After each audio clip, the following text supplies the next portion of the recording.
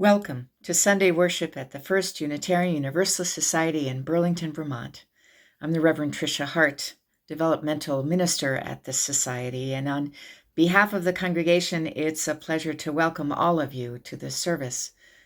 Members and friends and visitors from Vermont or wherever around the country or around the world. It is amazing in this time of distance to realize how far our worship, our gatherings can travel. I'm grateful to those who made this service possible today, especially Doug Facey, who is the worship associate, and today for our very special guest, the Reverend Michelle Ma. I had the pleasure and gift of working closely with Michelle during her internship year with the West Shore Unitarian Universalist Church in Cleveland.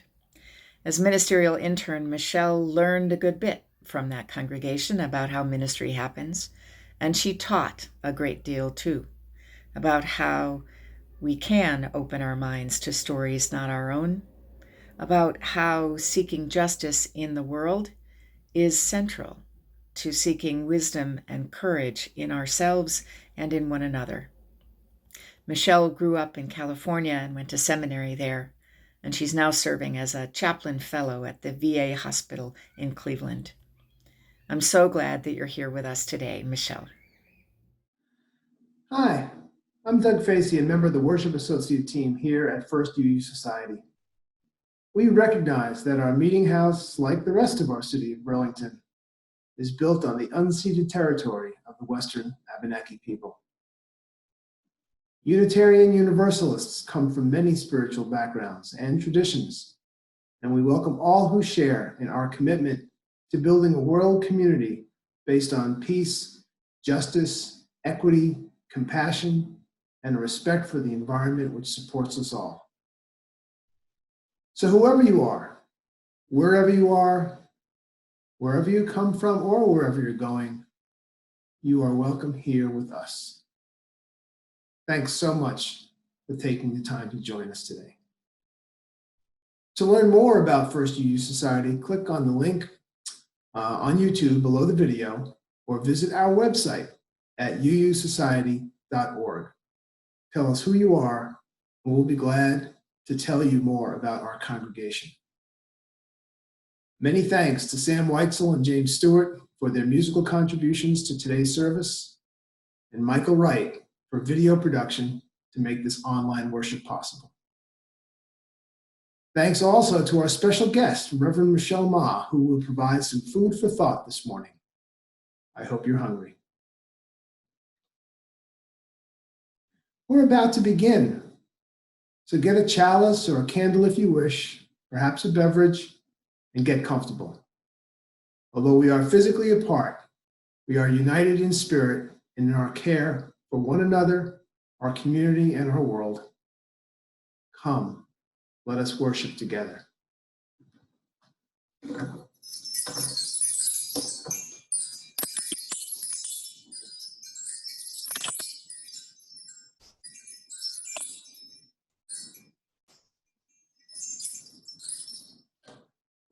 As I light the chalice, please join me in our chalice lighting words, after which Reverend Michelle will call us to worship.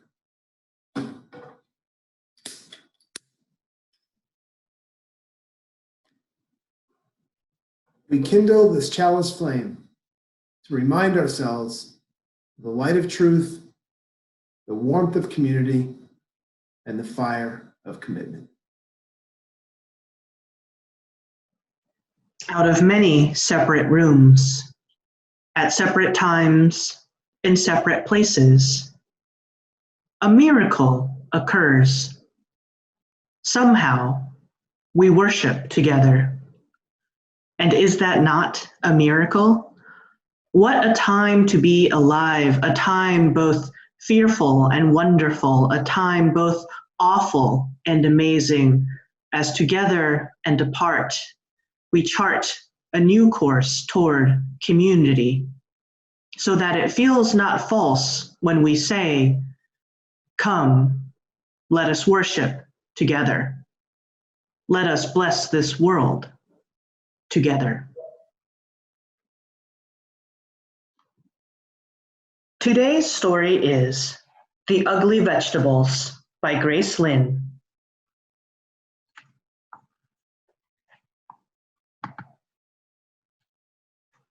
In the spring, I helped my mother start our garden. We used tall shovels to turn the grass upside down, and I saw pink worms wriggle around. It was hard work. When we stopped to rest, we saw that the neighbors were starting their gardens too. "Hello, Irma," my mother called to Mrs. Crummerine. Mrs. Crummerine was digging too. She was using a small shovel, one that fit in her hand. "Mommy," I asked, "why are we using such big shovels? Mrs. Crummerine has a small one." "Because our garden needs more digging," she said. I helped my mother plant the seeds, and we dragged the hose to the garden. "Hi, Linda. Hi, Mickey," I called to the Fitzgeralds. They were sprinkling water on their garden with green watering cans. "Mommy," I asked, "why are we using a hose? Linda and Mickey use watering cans." "Because our garden needs more water," she said. Then my mother drew funny pictures on pieces of paper, and I stuck them into the garden. "Hello, Roseanne," my mother called across the street to Mrs. Angel Howe. "Mommy," I asked, "why are we sticking these papers in the garden? Mrs. Angel Howe has seed packages in her garden." "Because our garden is going to grow Chinese vegetables," she told me. "These are the names of the vegetables in Chinese, so I can tell which plants are growing where." One day, I saw our garden growing. Little green stems that looked like grass had popped out from the ground. "Our garden's growing," I yelled. "Our garden's growing." I rushed over to the neighbors' gardens to see if theirs had grown. Their plants looked like little leaves. "Mommy," I asked, "why do our plants look like grass? The neighbors' plants look different." "Because they are growing flowers," she said. "Why can't we grow flowers?" I asked. "These are better than flowers," she said.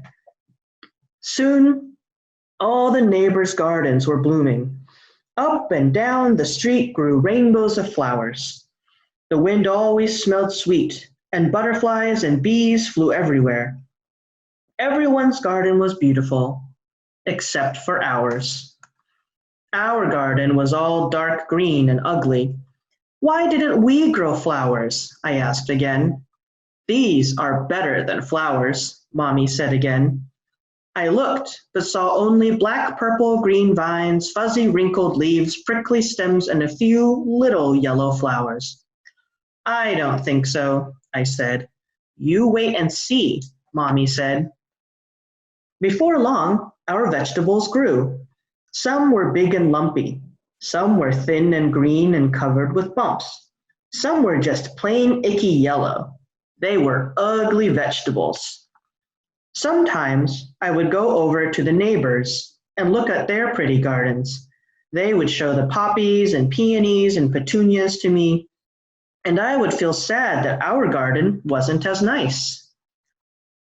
One day, my mother and I picked the vegetables from the garden. We filled a whole wheelbarrow full of them. We wheeled them to the kitchen. My mother washed them, took a big knife, and started to chop them. "Ay, yow," she said when she cut them. She had to use all her muscles.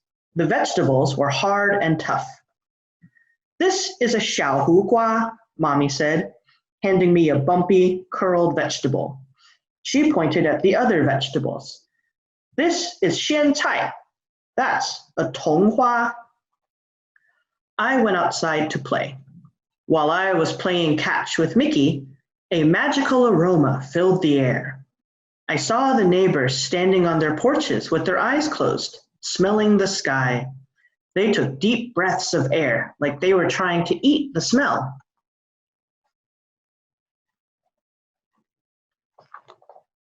When I followed the smell to my house, my mother was putting a big bowl of soup on the table.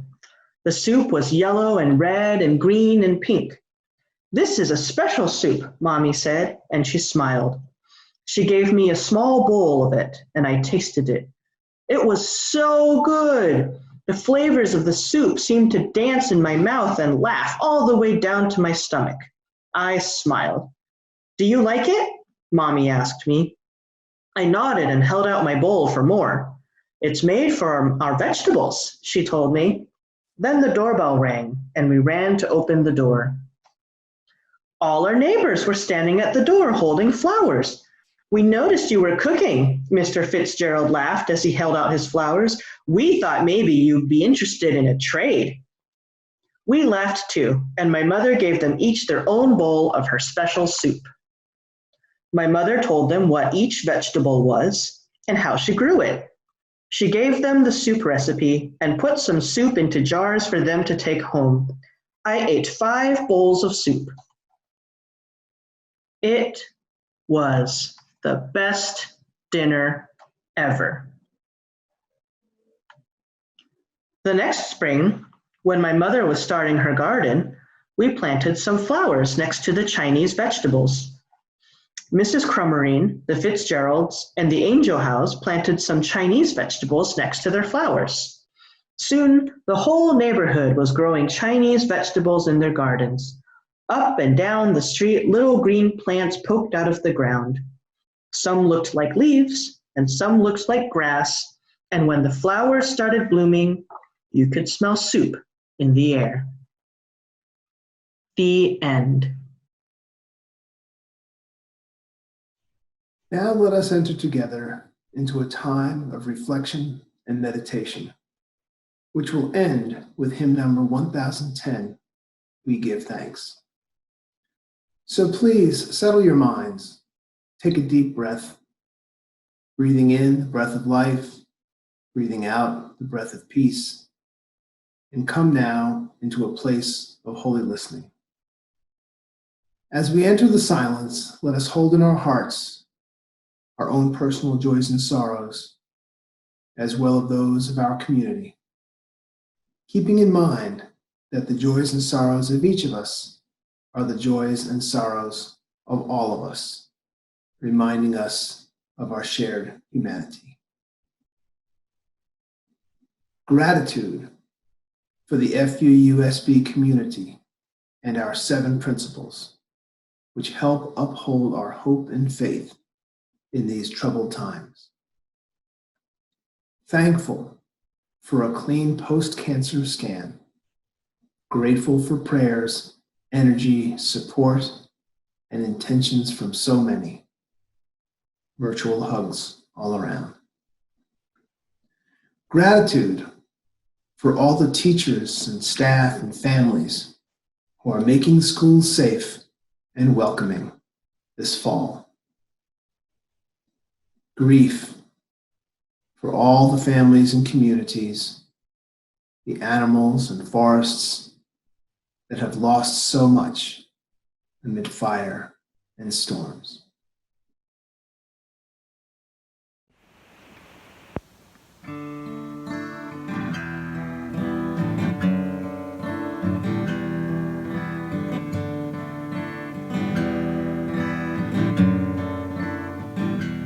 We give thanks for this precious day. We're all gathered here and those far away. For this time we share with love and care. Oh, we give thanks for this precious day. Oh, we give thanks for this precious day. We're all gathered here and those far away. For this time we share with love and care. Oh, we give thanks for this precious day. Oh, we give thanks for this precious day. We're all gathered here and those far away. For this time we share with love and care. Oh, we give thanks for this precious day.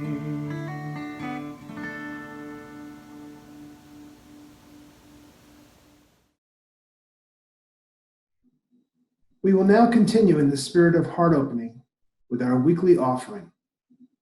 Half of today's offering will be shared with the Vermont Association for the Blind and Visually Impaired, whose mission is to enable Vermonters who are blind or visually impaired to be more independent, cultivate adaptive skills, and improve their quality of life. The offering will now be received with gratitude.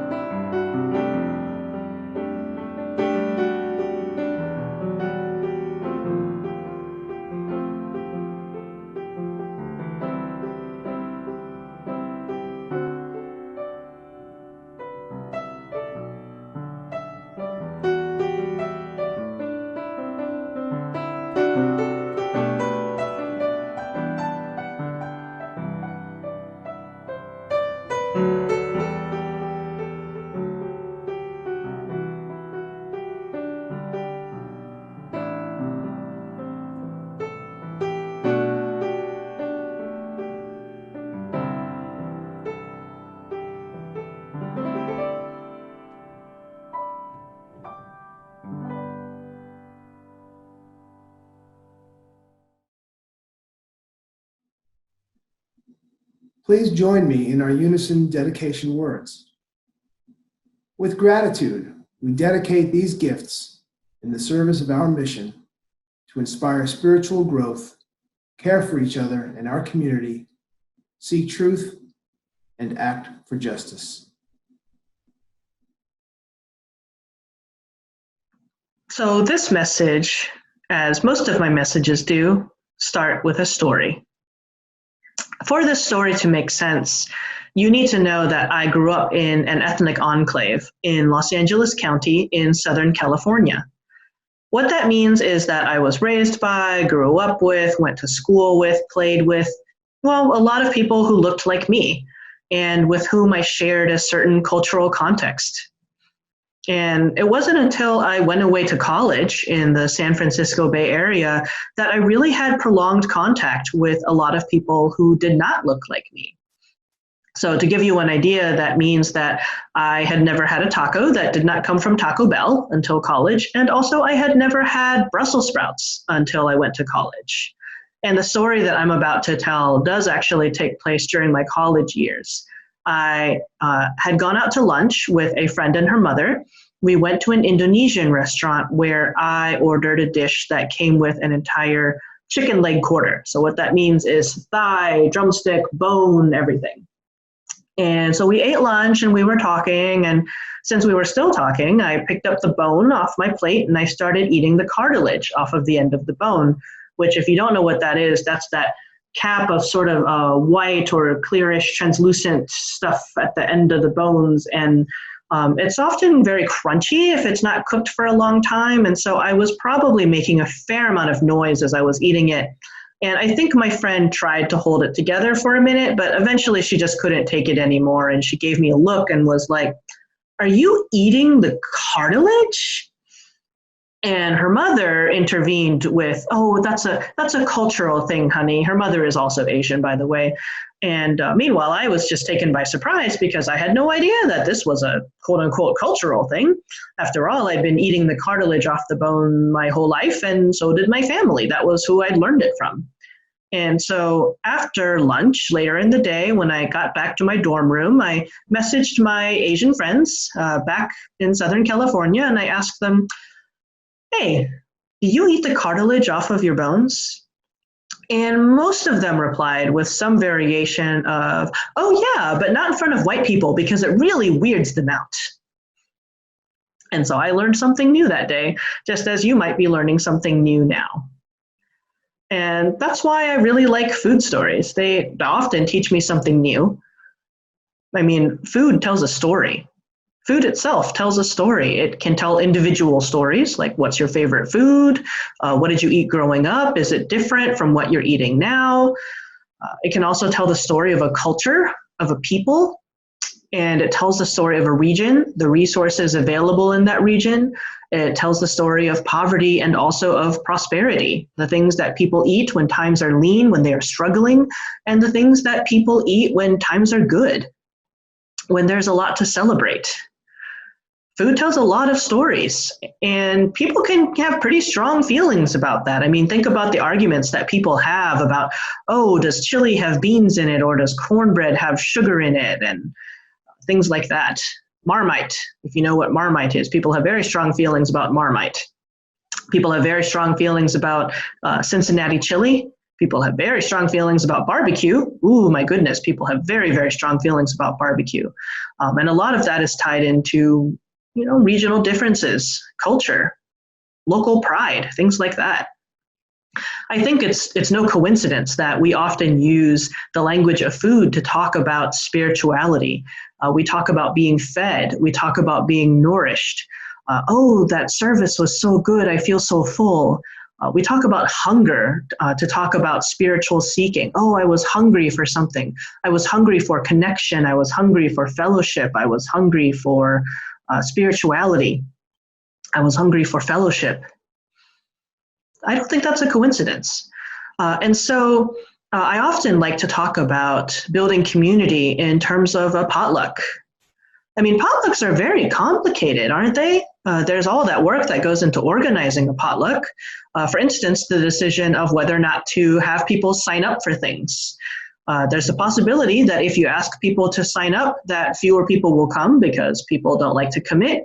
But if you don't have signups, you run the risk that there will be 24 desserts and 1 salad and no main courses. Often it's hard to get the word out that a potluck is happening at all. And so some people show up on the day and they go, "Oh, we didn't bring anything. Oh, no, we won't stay." And of course, we always want to tell them, no, you should stay. It's okay that you didn't bring anything. We'll make it work. I'm sure that there will be enough to go around. Some people will have a little less so that others can have a little more. And that right there is a metaphor for something, I'm quite sure.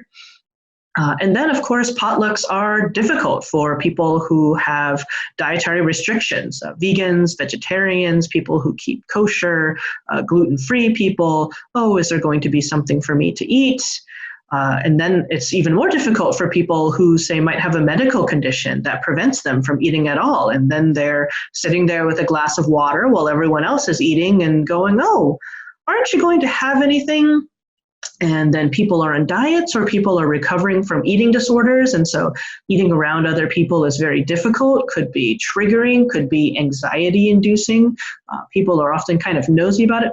"Oh, is that all you're going to have?" And it's very well meaning, of course, but And then we don't even need to get into, I think, how society likes to police people's bodies and say that, oh, this body is too big or this body is too small. And that's often very related to food. And, once again, it gets complicated.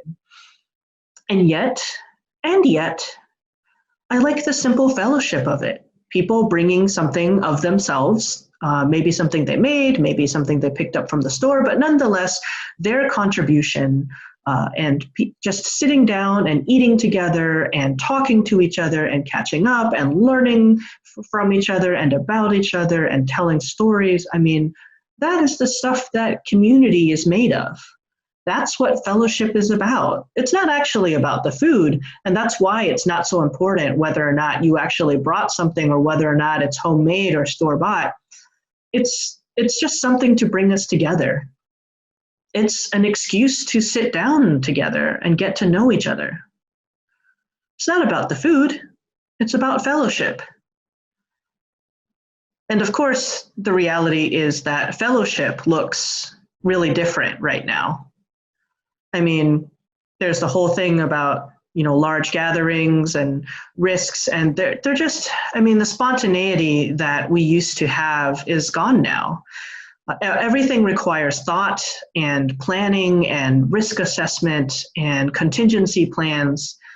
And it's hard. It's hard. I miss going out to eat at a restaurant and not having to put any thought into it. Just turning to a friend and saying, hey, you want to go get a bite to eat? Or, hey, do you want to go get dinner? I miss potlucks. I miss going to the grocery store and not having to think too much about it. Oh, where's my mask? Where did I put my mask? And yet there are also opportunities here, because right now, and maybe especially right now that this has been going on for months and months and looks likely to go on for months and months and months more, that we're looking at the ways in which we used to do things. And, we can't do them that way anymore. And so we're doing things in an entirely new way, reevaluating, what's important to us, what's really the point here. Again, when I was talking about the potluck, the point of the potluck was not necessarily about the food so much. It was about the fellowship. It was about building connection. It was about forging relationships. And so, what's really important there? How do we preserve that and bring it to a new format and do it in a different way and also still be inclusive while doing so? And that's another thing that I often bring up when talking about the potluck is the courage involved. Actually, it takes to just show up to a potluck and decide what to bring. Because let's be real here. I don't know how things are at your congregation. I have been to a few UU potlucks in a few different places now, and there's a certain look and feel to them. Am I right? There tend to be a lot of salads. The salads often contain kale. There is frequently a lot of vegan food, much of it prepared by non-vegans, just people trying to be accessible and inclusive. The food tends to be on the healthier side, like I said, not so much on the fried chicken, more on the kale salads. And often there are ingredients lists, an index card or a half sheet of paper listing all the ingredients that are in this dish so that people with food allergies, such as myself, so I really appreciate this, can look at it and make sure that they can eat this. And so that means, however, that there's a certain amount of pressure to bring something that conforms to what's already accepted, which is to say, it took me a really long time before I brought pig feet to a UU potluck because, they're not going to like that. It's too weird. I'll bring something vegan. I'll bring a salad, even though I personally do not enjoy salads. I don't really understand the point of eating a bowl of raw leaves. But nonetheless, everyone else seems to like salads, so I'll bring one. And maybe that's something that's gone through your head too.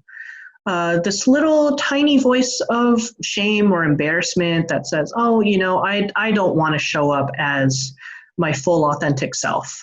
People can't handle it. I don't want to make people uncomfortable.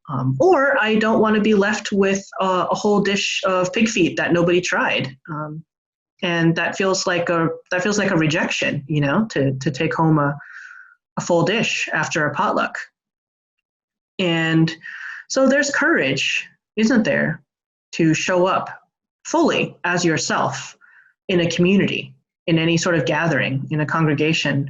And there's a certain amount of courage, I think, in allowing others to show up as their full selves, even if it makes you uncomfortable, even if it's not what you're used to. Just like it takes courage to try a new food at a potluck. Hey, I've never had pig feet before.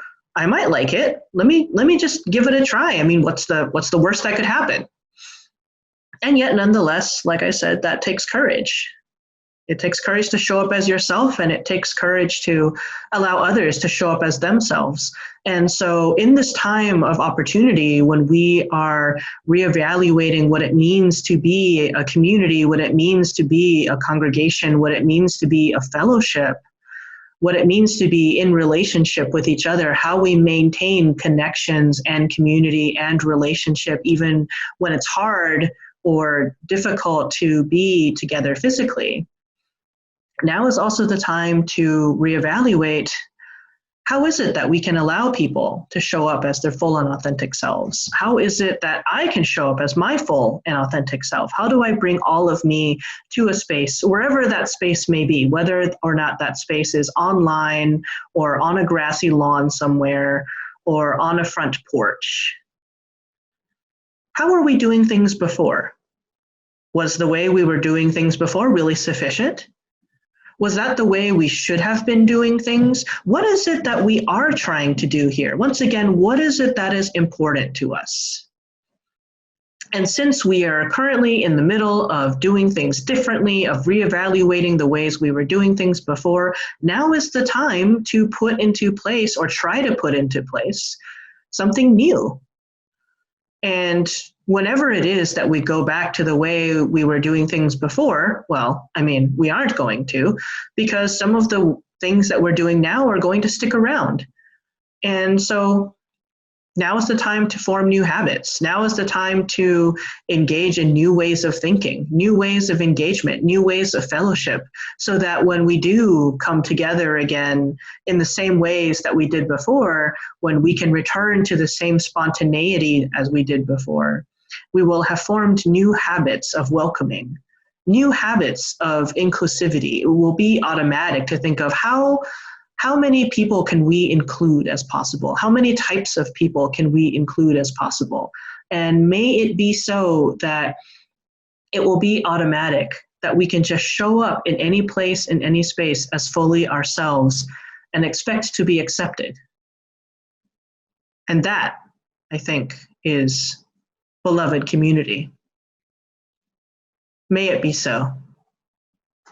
May it be so.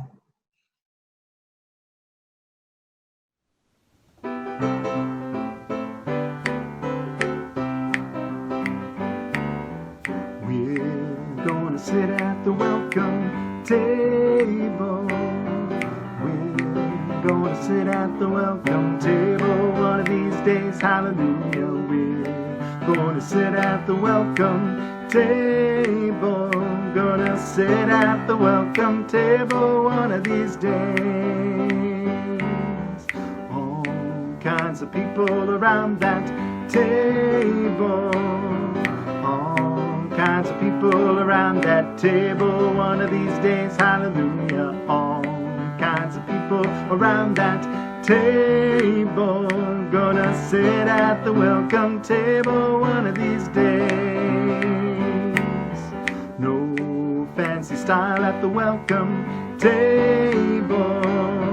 No fancy style at the welcome table one of these days, hallelujah. No fancy style at the welcome table. Gonna sit at the welcome table one of these days.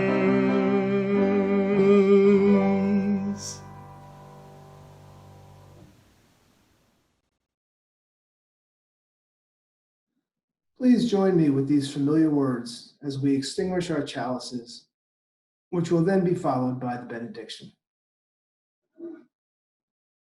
We extinguish this flame, but not the light of truth, the warmth of community, or the fire of commitment.